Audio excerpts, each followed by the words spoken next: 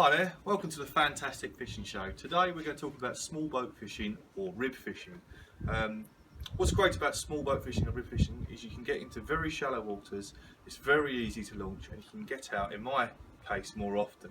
So today I'm just going to show you some of the equipment that you might need to go out to fish on a small rib, a small boat, a dinghy, that kind of thing. So the first thing you're going to need is a small boat, like a rib or a dinghy, inflatable boat, anything like that you can get. This is my boat. This is a 3.1 metre rib. It has a solid fiberglass hull, inflatable lungs at the side, the little seat. I just use. So the first thing, one of the things I feel that's most important is going to be anchor.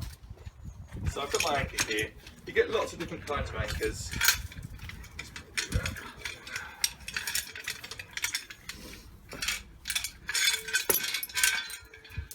So it doesn't need to be a heavy anchor, as you can see. It's quite a small anchor. This holds me quite well.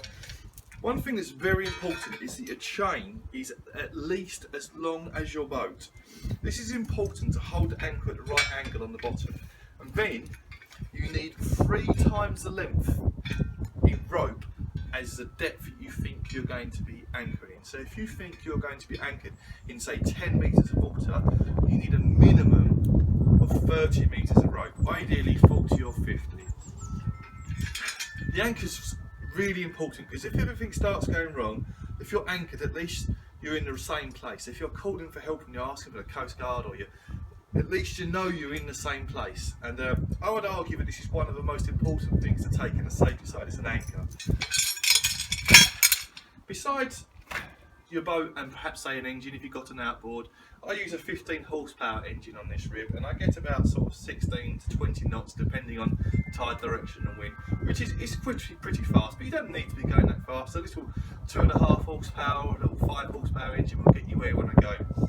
Next thing you need is some oars. Or if that engine fails, you're going to want to be rowing home. You know, these are very important.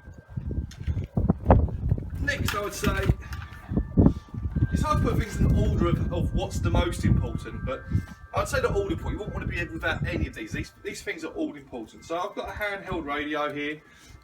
This will give me quite a few miles of range with this thing. If you've got a slightly larger rib or slightly larger boat, you might want to use a fixed radio. I use this on my other fiberglass hull boat. Equally important, if you're in trouble, you can call the Coast Guard, you can ask one of the other boats for help. You need a radio.